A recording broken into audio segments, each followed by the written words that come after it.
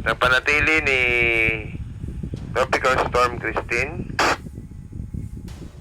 ang kanyang lakas at bahagya po siyang lumakas na ngayon ay nasa silangang bahagi ng Quezon.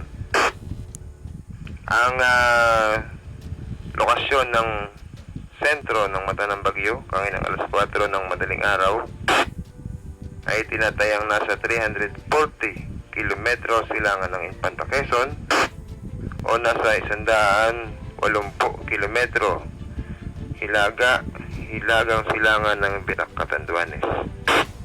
Naglipa rin ng bagyo ang hangin na abot sa 85 kilometro kada oras malapit sa gitna at pagbugso na abot sa 105 kilometro bawat oras 105 kilometer per hour. At kumikilos po ang bagyo papuntang Kanluran, hilagang Kanluran sa bilis na 25 kilometro bawat oras 25 kilometer per hour.